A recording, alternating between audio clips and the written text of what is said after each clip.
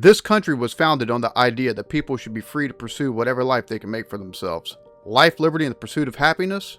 During the founding document, that signaled the intent to break from England as a separate and sovereign entity. Even Patrick Henry, in his now famous speech, said, "Give me liberty or give me death." In the 260 plus years since then, you're wont to find liberty, but you can very easily find death. As a citizen of this country, makes you wonder, when is enough enough? Then comes the questions. Should we leave? If so, to where? If you're an American living abroad, please tell me why you would never go back. Because I don't have to worry about affording my health insurance. Because my kids can go outside and play without me having to worry because the crime rates are so much lower. Public transportation, 30 plus vacation days a year, so much paid paternal leave. See, all of that is stuff that if you live in a more rural area or if you live in a ritzier part of town, you really don't have to worry about your kids going outside to play. But the health insurance thing, I think for many Americans, that's the number one issue.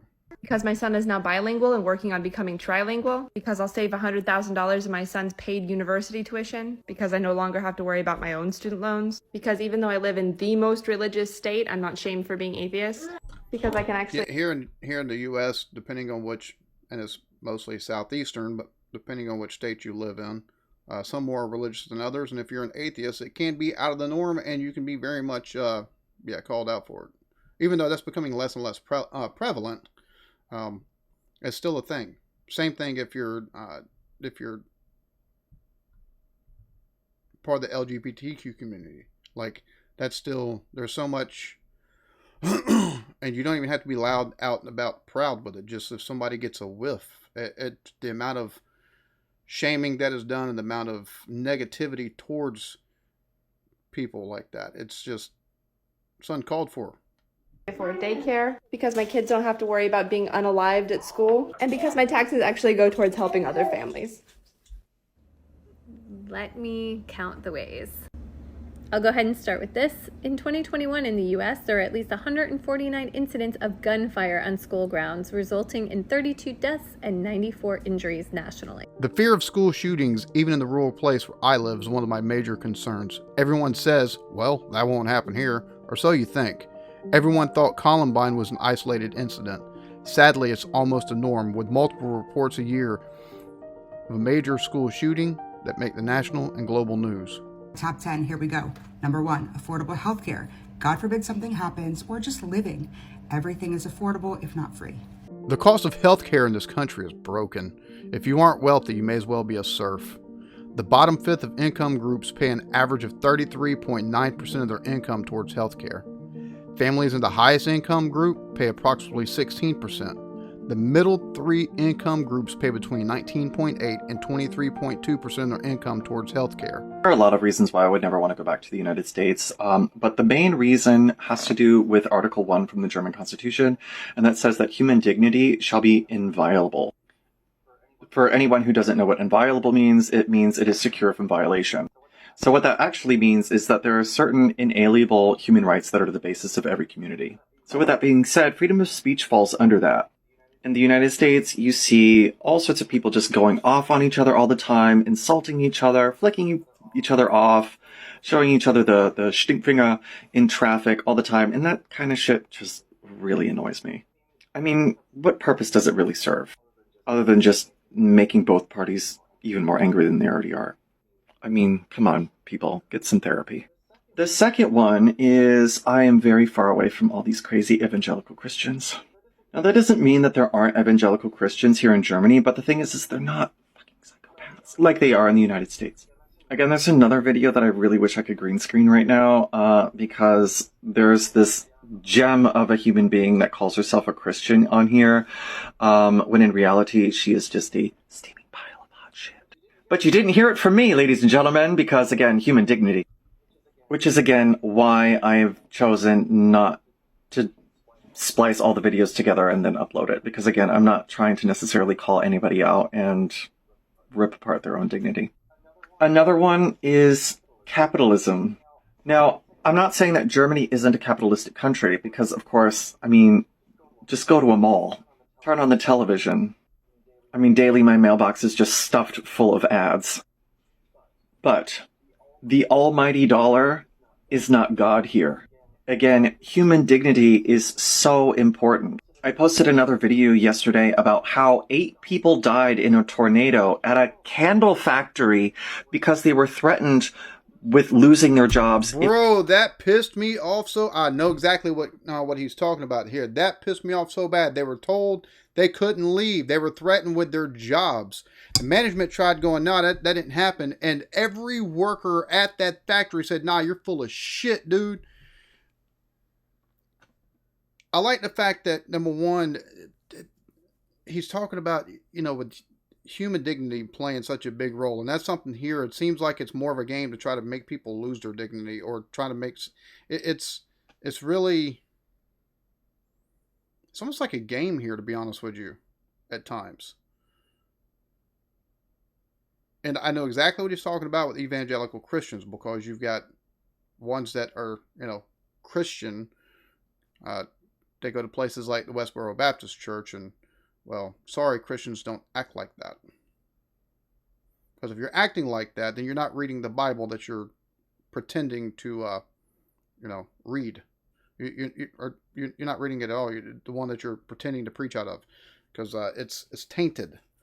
You're preaching a tainted gospel, because regardless of what the Bible says about whatever sin, especially as far as the New Testament is concerned, love, grace, and basically being either being an example or like it says, taking basically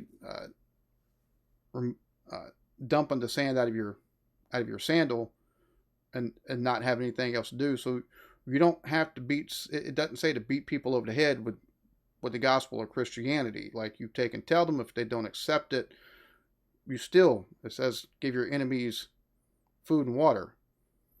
It said, in so many cases, just that's a big thing for me, especially growing up in church and just seeing the different attitudes and the way people act within what's accepted as Christianity. If they left, people died so candles could be made. And all in all, I'm just happier here. I'm extremely comfortable here. I met the love of my life here. I mean, why would I ever want to leave this place? Personally, I just think the United States is way overrated. It's not what a lot of Americans would want you to believe it is. So I'm not really going to make a definitive statement and say why I will never go back, but I will tell you why I will stay away for the time being. I live in Germany because I'm happier in Germany. Germany, all of it makes me happy. I'm happy here, which is in relative contrast to what a lot of other people on this app say. A lot of other expats in Germany will say things about the United States that they don't like, and that's why they left.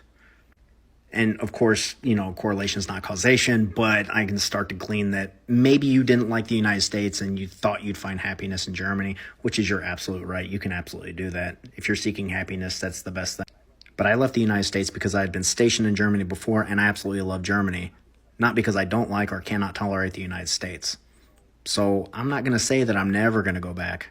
I'm just saying I'm staying away for now. Healthcare.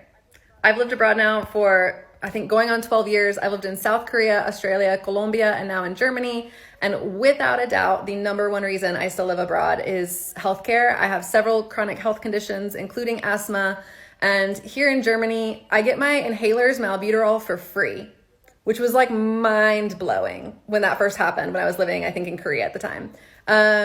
But yeah, I get my inhalers for free. As a master's student here, I paid €85 a month for comprehensive health insurance. And during that time, I also had an experimental ear surgery. I had a very severe ear issue, which is very rare. And yeah, I had an experimental surgery, and I got an apology letter from my health insurance apologizing that I had to pay €10 for staying an extra night in the hospital.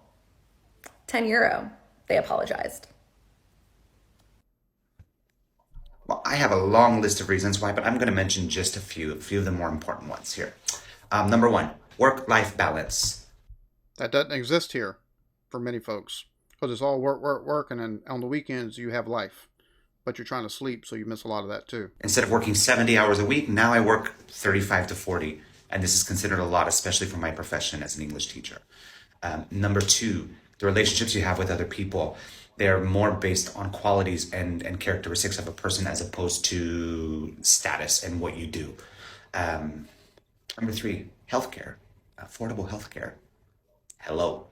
And number four, the lack of violence and extreme racism and all of those things. I mean, don't get me wrong, these things still exist here in Europe, but not to the extent that they do in the United States of America.